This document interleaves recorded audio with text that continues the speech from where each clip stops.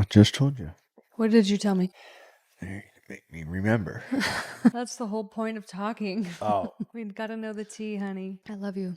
I love Thank you for coming back to Unperfect with Alexi. This is the perfect place for imperfect people. And today we have my honorary guest, my husband, Riley. Hello, hello. I'm getting him into public speaker training by doing this. And I'm sure, does it feel really weird? Like when I'm like, hey, honey, let's go do a podcast. And then I pull up all of this equipment. And then I'm like, hey, just talk to a camera and act like it's a whole hundreds of thousands of apparently people. somebody's going to listen to this. Watch me. The fart kinks will, and they're going to be looking for a fart. So if you're lucky. If I'm lucky. Wow. I don't know if I'm lucky. What do you mean? People have asked to pay for those. You ain't missing nothing. You ain't. You don't want no part of that. Right now. You want it? You can can them all. Have them all. No, honey, you have to fart in a can. You're shipping this off to Wisconsin tomorrow. You're like my fart pimp. Yeah, every fart's got to go in a can now. No more farting in the house. Got to can them. And you got to sell them. Yeah. Did you want to dive in or you want to keep talking about farts? No. It's like we're on The Bachelor. You know, I'm like, honey, let's have a deep conversation, but there's cameras right here. The cameras are watching us. Let's talk about our honeymoon. Our honeymoon. I wish we could say that this was like the best, most incredible, amazing honeymoon where we just bonded on the next level, but it was not. Would you agree with that? Yeah. Well, the first 2 days we had fun. Yeah, that's true. I can't say it was all bad.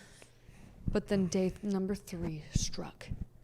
What happened on day number 3? Woke up and felt really hungover because we did do drinking the night before. The night kind before. of a lot more than you normally do, you know. A lot of drinking, and we were puffing on Cuban cigars. The most out of it any night we were there. And we puffed on like 2 cigars that night. Yeah. That was so gross. Yeah. And then I woke up and that hangover progressed to a fever, and then like I felt sicker than a dog. I was gonna puke, and I'm like, what's going on? This is not a hangover. Got back to the hotel and never left the room again till our flight. I tried going out to this dinner. I felt bad because we saved it for later on. The nice restaurant, the fancy formal restaurant. We did eventually make it there, but I like looked at the food and. Well, that's the picture where I'm in like that white dress, smiling, and then you're in like the white shirt, like khaki shorts. Yeah. And you just look like, kill me now. Yeah, like so sick. The waiter asked what was wrong, and I just told him what. Travel bug or something. Yeah, well, because we went to the bar bug. earlier. I was like, bug, sick. And he came out with some cocktail juice thing that was... This will kill it. Yeah, essentially. And I tried sucking that down, I remember. And we were in the Dominican Republic. So this had to go from the Dominican Republic to Seattle. Worst plane ride ever. I had to use the bathroom about 12 times when I was in the middle seat. We had a layover somewhere, and this guy's sick as a dog. Yeah, I thought I had food poisoning, and then food poisoning, should have already ran its course. 48 hours max. Should be through you. We went to the walk-in. All the signs of like food poisoning, but like I said, should have already been through me. Yeah. Imagine flying with food poisoning. That's what it was like. Flying. But you were having like stomach cramping too. Oh, yeah, the whole shebanger, yeah. Like it just was like, oh. Yeah. Horrible. On both ends on the plane. The walk-in clinic gave him antibiotics. Cipro. Yep. Don't ever take that. So that antibiotic, Riley got up one morning and was like, did I roll my ankle in my sleep? I thought I got up and I slept walking. I thought I jacked my ankle up because I went to bed feeling just fine. Like my ankle did not hurt. For some reason, I kept the insert to the antibiotic that they gave you at the pharmacy. And I was looking through the side effects, and one of the top serious side effects, the rare side effects, could be Achilles tendon rupture from an antibiotic. Took another one, and that just even more just took me out, wiped out any sort of good bacteria I had left in me. and opened me up to C. diff. And after I got C. diff, that I was in rough shape. That C. diff took a hold of me and sent me even more for a downward spiral. You were losing weight so quickly. Yep. You were in and out of the hospital. This is like as soon as we get back from our honeymoon. Not to mention he had just started a new job. Then he got into a gastroenterologist, got a colonoscopy. They diagnosed him with ulcerative colitis. Then they put him on one of the biologic drugs that is like an immunosuppressant for autoimmune diseases. Remicade. Didn't work. And then you got on another one, right? Mm-hmm. Xeljanz. And then that didn't work either. Nope. So then at this rate... That's when I quit going. I quit all modern medicine, tried to heal it on my own. And that didn't work. That didn't work. And it got expensive. Yep. It was really kind because Riley's brother set up a GoFundMe account and it raised over $15,000 for all of his medical bills. I mean, that included the experimental treatment, that included the surgeries to come, that included everything. So finally he was at a point where he was sickly and my sick. work picked the rest up. Yeah. Shout out to the city of Everett and the employees of the city of Everett and the Public Works Department who donated their PTO and their time off to this new kid who started. Brand new. The first day he came to work at his new job, he was shriveled like a shell of who he actually is in his personality because he was so sick and in pain. Between the city of Everett workers donating their PTO and us having that cash reserve. Battled ulcerative colitis for almost a year and finally called the doctor back up and had a consultation on getting my colon out because that was the final and last step. I was done experimenting all the other drugs. I wanted to be done with it, and getting your colon out removes ulcerative colitis, the disease, because it's only in your colon. So, but there's some ups and downs living with it, but it's definitely more up than down, that's for sure. I'm here. I probably wouldn't be here if I tried to keep my colon, I think. You'd be miserable. You'd be suffering if you... Yeah, I don't know if I'd be alive. Like, I'd be so, like, just, I feel like my body would just have rotted. Really? Away. You felt that close to death? Uh-huh. Really? Yeah, I told you, I called you at work, remember that one day, and I was like, I think I'm going to die any day. Like, I don't know how much longer I'm going to live. Wow. I don't remember that. Walking out to my work truck, I'm like, once a day I'm going to keel over. And that's when we took you to UW. Uh-huh. And we're like, he is staying here until you guys figure this out. So he stayed in the hospital for a week when we got him down there. A couple times. It was just to essentially like keep him alive, to nourish his body, to put fluids in him, to like be monitored. After they got you stabilized. I felt much better, I think. Not like much better, but I mean. Like you could leave the hospital. Yeah, like, okay, I can do this. Like, all right. Yeah. Here we go. And then right back to it again. Yeah. And so when the second time it started slipping into that, he's like, no, I want to go talk to a surgeon. Riley had the best surgeon. Her name is Dr. Crane. She is at the University of Washington in Seattle. I could cry. She was awesome. She pretty much took me under her wing and was like, we're going to figure you out. And Alexi, right in my surgery consultation, she asked the surgeon what's the biggest regret that people get, and she said not getting it soon enough. And I was like, wow, okay, well, sign me up. So, and she was right. I woke up from surgery.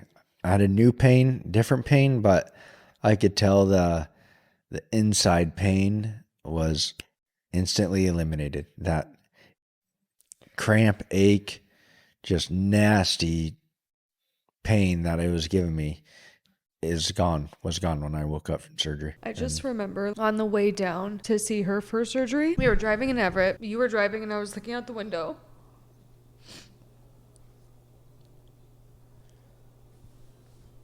I was so mad at God for putting you through that, For putting our relationship through that. Spent our first year of marriage on the couch. I could not leave.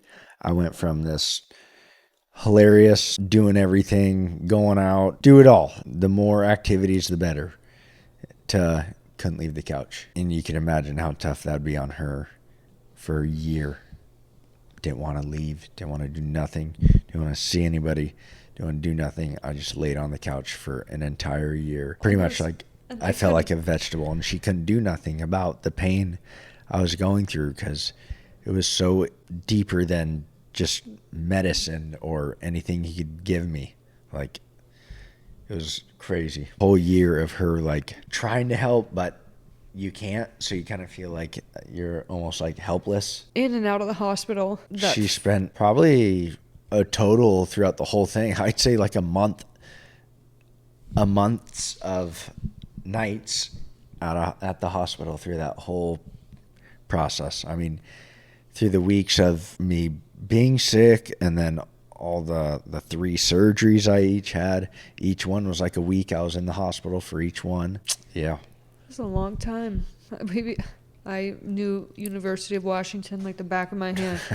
I knew where the cafeteria was, what was in the cafeteria. I spent a month there and didn't know where Dick was. Like, well, because you're the patient. Yeah. You can't leave.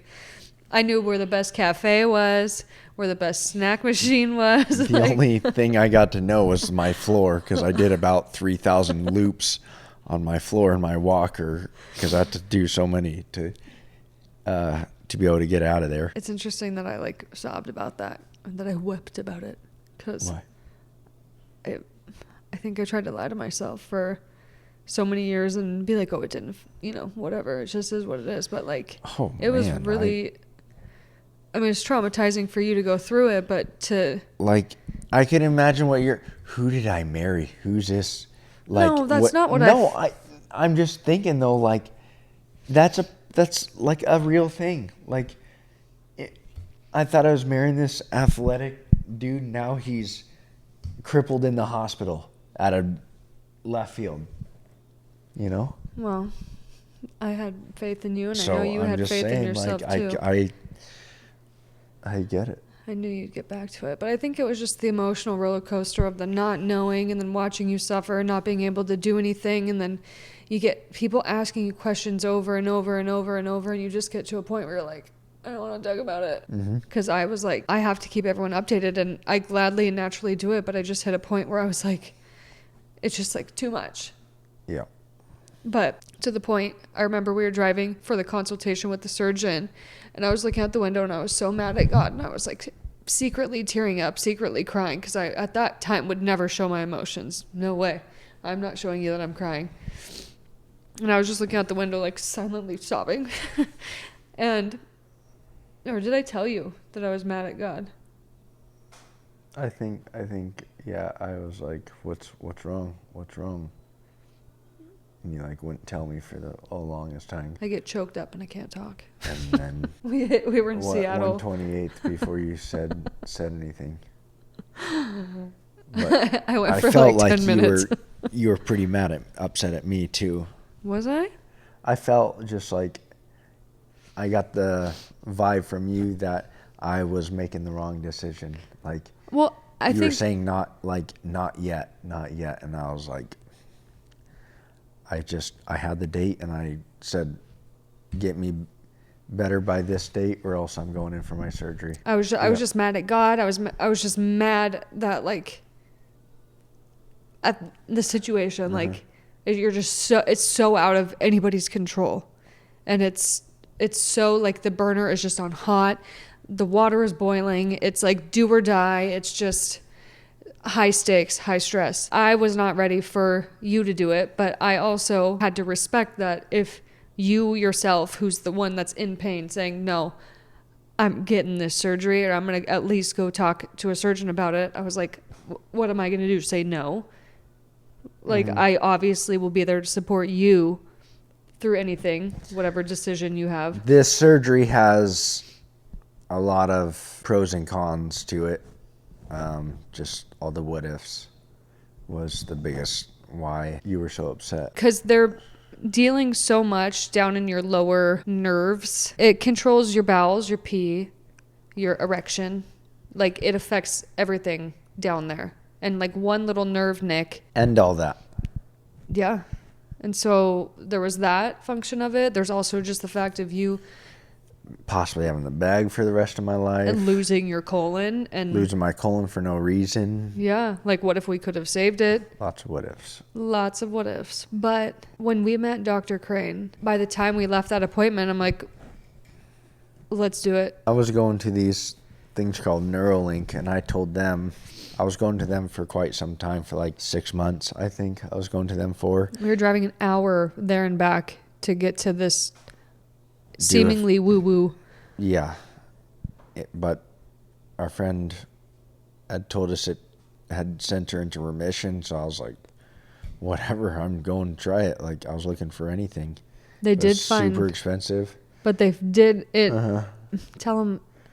Tell them what it is, and then what happened to you. Neuralink is like they tap certain spots in different patterns and whatnot. And that my body response will tell them what's going on. Essentially, he can figure out what's going on and then tell my brain to heal that somehow. So, anyways, I go to these things, and then the guy who I was going to was not seeing any progress in me, and so he sent me to the head honcho guy trainer who is like the who was that guy?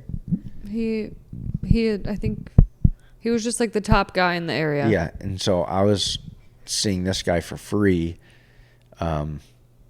Anyways, and I gave him a date. I was like, look, you have till this to try to fix me. I'm not trying to battle it anymore. Like, I set my date, and if you can fix me, I will cry, but if you don't, I'm going to get the surgery. Yeah. So, and just for reference, your colon is also your large intestine, and they removed 100% of my large intestine, all but 3 millimeters. I mean, you're talking tiny. It's a major surgery. 3 different surgeries it took. So, such an invasive surgery. Yeah. So going... And it's so weird because they took it out. Your colon is actually really big, and it takes up quite a bit of room of your guts and your stomach. You take that out, and your guts have all sorts of room to move, and so you get up and you can like feel them slosh back and forth because there's all this room now. It is weird, but hey, here I am doing a podcast. Seeing you wake up from that surgery and just being like all smiles, like you immediately got your personality back. Like, yeah, you had the ostomy bag and there were some mishaps with that and figuring that out, and that was a learning curve, but it was like Dr. Crane was an angel. Yeah. Yeah, she turned my life around. Essentially, in a way, saved me because I felt like I was going to die. It's not just the surgeon. Like, it's not just the surgery aspect of it that she took his colon out. Like, she was so thorough. Her bedside manners were top notch.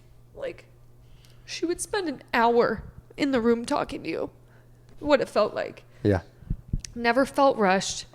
Never felt like that typical, like, just like quickly I'm trying to get to my next patient. Like, it felt like Riley was one of her kids and he was having surgery. She was the best. Anyone battling that, she is the person to go see if you're choosing a surgery route. And anyone who wants to ask, has questions, feel free. Shout out to you, Dr. Crane. Dr. Mukta Crane. Thank you. Thank you. Through that process, dealing with being sick, we were also looking for property. We found property. Yeah. We bought property. And then we cleared it and put a house on it. And the whole time we were living in an apartment, and then it got too expensive. And so we brought our trailer on our property and lived with no power, a generator, and I was pregnant also. Lexi was pregnant. We just went full bore. Riley's Here we fine are now. parked in the middle of the woods in our trailer On our piece of property. with just our generator ripping in the crickets. Like, what? It was such a cool experience, though. Just like me and you, you know. Definitely, we were in the critters, opened the woods up, and then put our trailer right in the middle of it. One time Riley woke up at 2 a.m. to a raccoon, and he goes out there About to get in a fight with our cat. Yeah, and he goes out there in his underwear, and just underwear and cowboy boots. Like, it was just Crocs. What is your Crocs? I think it was my furry Crocs. That's even worse. My camo furry Crocs. Your underwear and it was like, no joke, like 8 degrees out. It was cold. Oh my gosh. Yeah. But and then popped out 2 kids after that.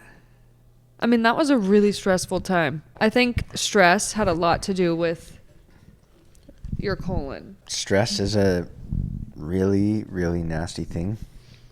Yeah. It It's is. incredible how much stress affects the human body. It's insane. Randomly, you can get stuff popping up later on down the road.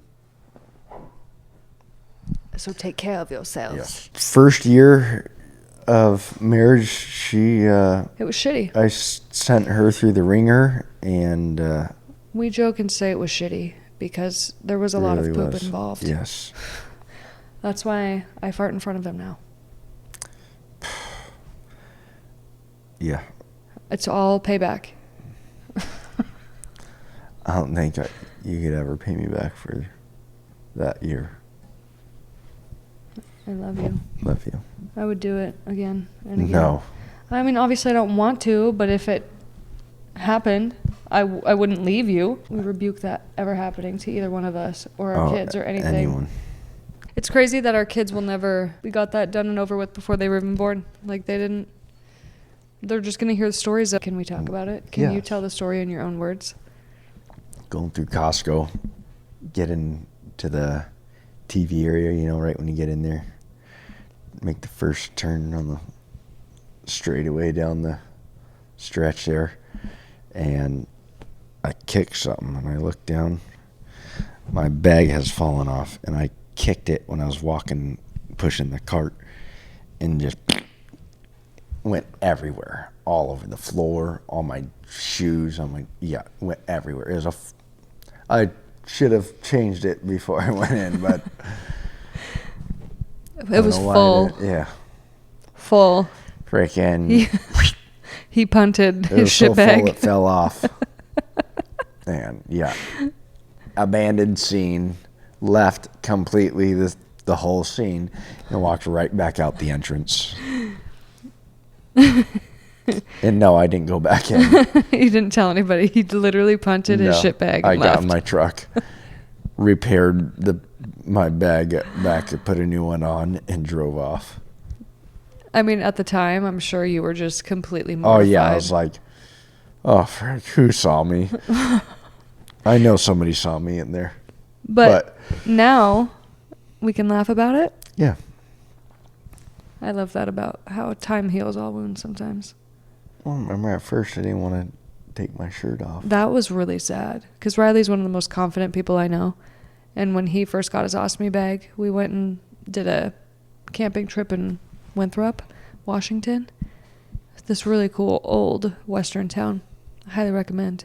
But he didn't even want to take his shirt off at the beach. And I was like, that broke my heart because you are so confident.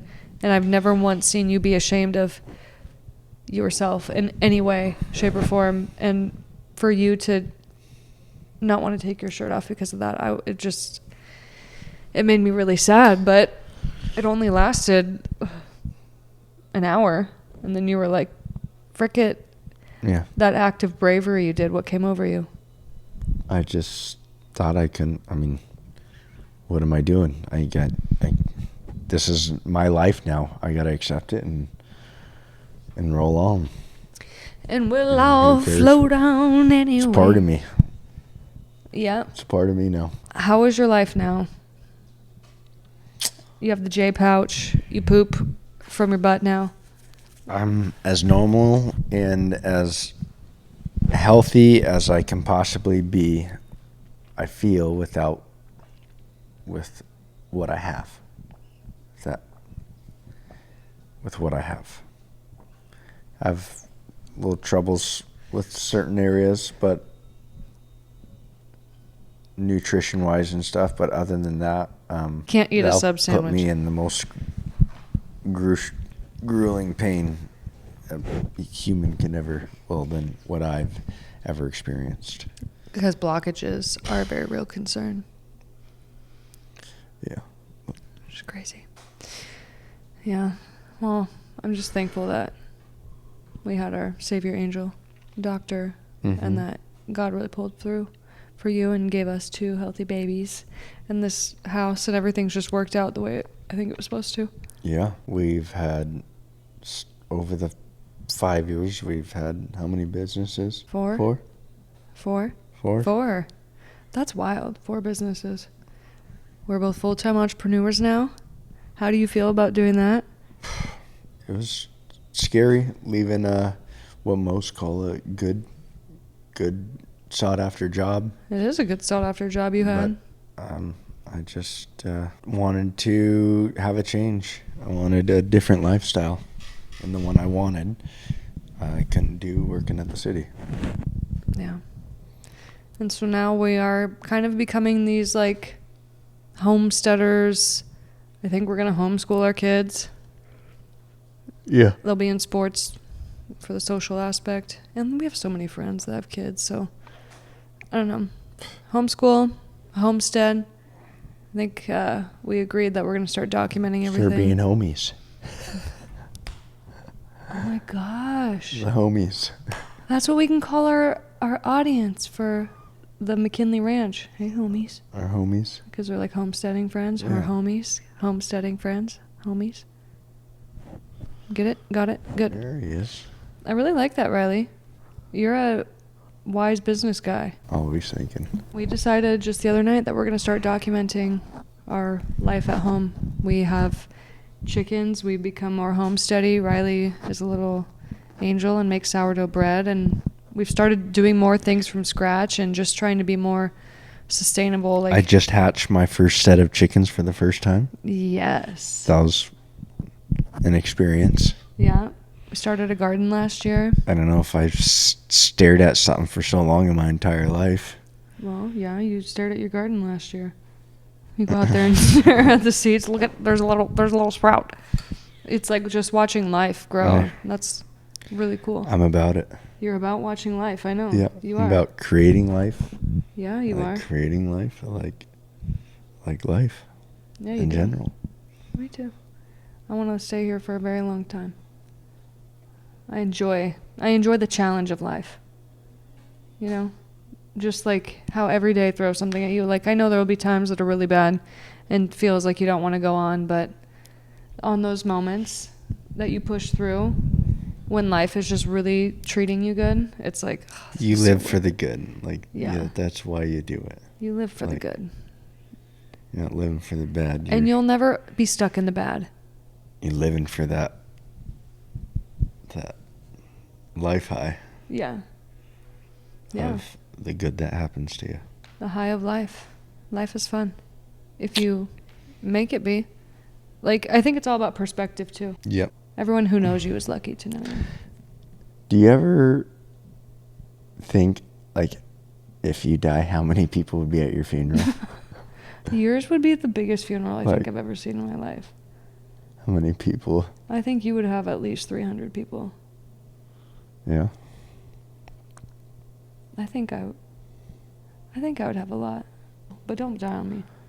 I just feel like your friendships and friend groups and just change in general over your seasons, you know, just these people are in the same season as you during that time, so you kind of lean towards more them, and then all of a sudden you get a different season and you have a new friend that's in that season with you. So I feel like that's just kind of how life goes, is your friends are kind of like you're closest to that person if they're in the same season as you. Like if you're there.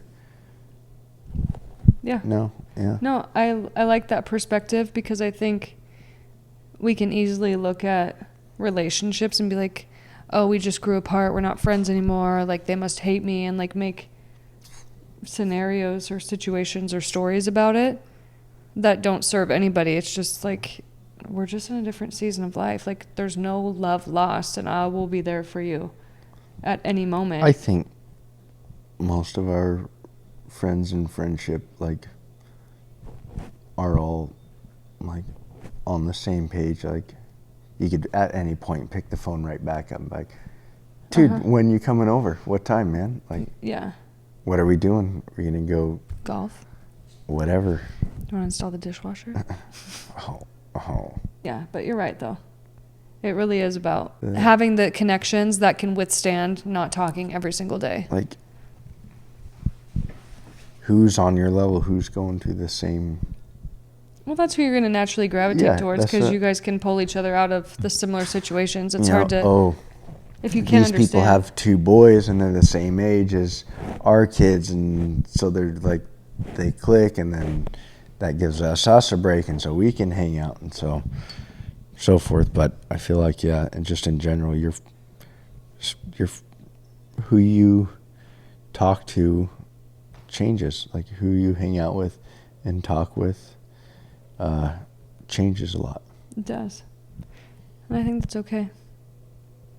It used to make me really sad, but now I'm like, I just am at peace with it, because I feel it too. Like life gets crazy and life gets busy, and then you throw a couple kids in the mix, and then it gets even more wild, and it's like, I don't have time for small talk. Like you have to understand what I'm going through in this situation right now. Like you have to understand it, because if you don't, like, for example, if you don't have kids, you don't understand what it's like to have kids. But that doesn't mean you have to like cut your friends out. The relationship changes, and that could be for a season, it could be forever. But it's going to be interesting, like just seeing like the friendship cycles and friendship patterns over the next 10 years, 10, 15 years, and just seeing who and how we naturally gravitate towards people. Mm-hmm, yeah. I'm open to whatever. You know what I really don't like? I don't like the no new friends mantra. I'm like, why wouldn't you want to meet as many people as you possibly can? Yeah, and like spread that spider web out. Yeah, like grow your connections, grow your influences. Like if you stay in the I same. like hookups. What are you talking about? Stuff at discount, or like I thought you were saying like swinger shit. or maybe they have something to trade. Maybe you can offer a service that you have, and they can offer a service for you, and you guys are going, yes, very upset. He's like, I did not ask to be a part of this podcast. Oh, yeah, there's a hiss. Look at. I just think it's good to meet new people. Yeah.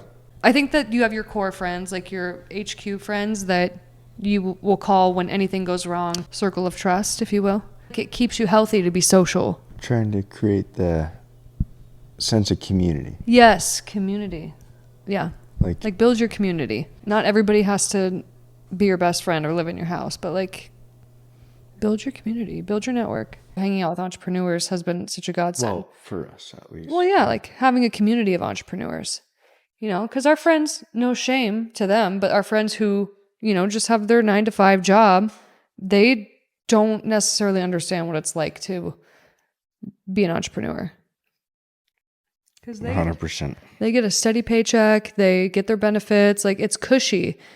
And sometimes you don't understand the crazy ups and downs. Like you do it for obviously for the ups, but the downs are really down, and it's really hard.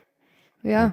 Like, way harder than going to work for somebody else. It's all about building that sustainability. Honey, I know you've mentioned multiple times in this podcast how you really hate doing this, but thank you for doing it for me. No problem, honey. I love doing them with you, I guess. You do? If you have any questions for Daddy Riley. Why do you call me Daddy Riley? Because you take care of everybody. Okay. You do. You take care of me, all my friends, the kids, the cats, the house. Like, you are the ultimate caretaker. And I appreciate you so I'm much. glad you realize that. Oh my gosh, absolutely. You are. He Okay. literally, I hit the jackpot with this guy. Like, he treats me like a princess, honestly. Thanks for having me. He is so hot, and he has the tightest ass and the best lips and the best personality. He's a great cook. He keeps things meticulous and nice. He is funny and goofy, and he can take me at all that I am. I'm a good shot. He's a good shot. You are good at everything you do. You're athletic. Like, you're just confident. I'm just in awe of you. And I'm just a better person being with you. Honestly. Oh, thank you. And I want the whole world to know that. All right. That's why I'm saying it here awkwardly. I'm like giving you a lovey, sappy soap opera. I hope you guys enjoyed that. But honestly, it's how I feel. Love you, sexy kitten lover. Love you. Who likes cats more than dogs? Hey. Riley's a cat guy. Yep. Bomb dropped. Riley is a cat lover. He chooses cats over dogs. Yes. I don't choose them over dogs. It's just I find more worth having a cat as a pet than a dog as a pet is the only thing. I'm not saying I don't like animals, dogs. Of course, I got a freaking 2 cats, a dog, 14 chickens. We're homesteading. Cats. I never had a mice in my garage ever once. Oh, but we had a rat under our bed yesterday. Dead. Literally. One of our cats, Leo, the one I was holding that growled, he brought in a rat. Show them how big it was. I mean, we're talking full frame. Over a foot, like, long. Like, the body was like it looked 10 inches. It looked like a New York street rat. Yeah. And it was under our bed, dead. So that was great. So Leo's kind of on my shit list for right now. I mean, it's like, thank you so much, Leo. We had to have a talk with him. Like, thank you so much for the gift, but can you please leave it outside? We don't need it inside the house. We don't need it in the garage. You can leave it on the front. Come on, man. You can leave it on any porch. You can leave it under my car if you want. You can, like, leave a little gift under there, but just not under my bed, please. Under the bed on the carpet. He's notorious. He's a contract killer cat. Like, he's a really sick cat, actually. And then Amber is too. Like, she warned Riley about a coyote today. Yep. We have cool cats. It's going to be hard to top them. Well, they're always on. You just look at them and they'll tell you if something's happening. They're like, just by, like it feels like they were supposed to be feral cats or something. They're just on edge, always on guard, in a window, just scanning at all times. Yeah. Or sleeping. We love our kitty cats and our Addie princess, wherever she is, and all of our new chickens. It's fun having a farm. So we are going to document all of our wannabe homesteading to our homies on it's at McKinley Ranch on TikTok and Instagram. So if you want to follow along with that, you can. Please don't feel the need to, because I know we have like between us 30 freaking Instagram accounts. But if you're interested in seeing more of our at home in the life, what we do, recipes, like, I think we'll be sharing that kind of stuff there, because that'll be like a fun little passion project we can do together. Chicken coop build coming soon. It's going to be a chicken coop build that we're documenting on the McKinley Ranch, so make sure to follow along with that. But if you are an avid listener of this podcast, I just want to thank you so much and take this moment to remind you to leave 5 stars, leave a review. I am really trying to get to at least 100 reviews on each Apple and Spotify platform. This is my goal. If you could help me reach it, I would appreciate you so much. What else? Subscribe if you haven't already. If you're watching this on YouTube, hello. Kisses to you because you can see this. Like, comment, and subscribe. Yep, that's what I know. Ding, That's ding, right. Do her all. Riley, thank you so much for coming back on the podcast. And if you guys are interested in a Q&A between me and Riley after listening to this, let me know and we can maybe do a round 2 for some like couples questions you have. We could do that together. Wouldn't that be so fun? He's so excited. So we love you guys. Thank you so much for joining us this week, and we will see you next Tuesday. Peace.